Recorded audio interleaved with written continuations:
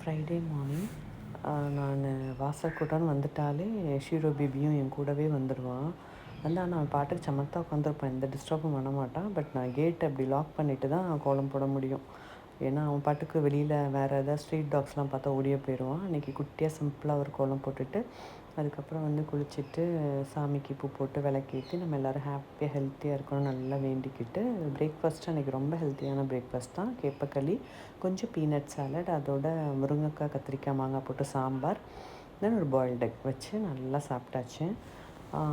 கோதுமை மாவு தீர்ந்து போச்சு, தென் கேப்பை, அதுக்கப்புறம் வந்து உளுந்தங்களிக்கு அரைப்பேன் இல்லையா, அந்த மாவும் தீர்ந்துருச்சு.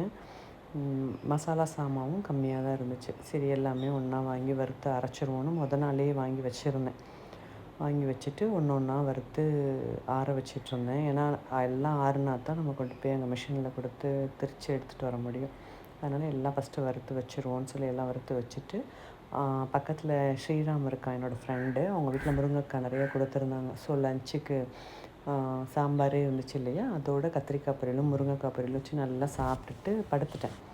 அப்போ தான் ஞாபகம் வந்துச்சு மாடியில் மல்லியும் மிளகா வத்தலும் காய போட்டிருக்கோன்றது.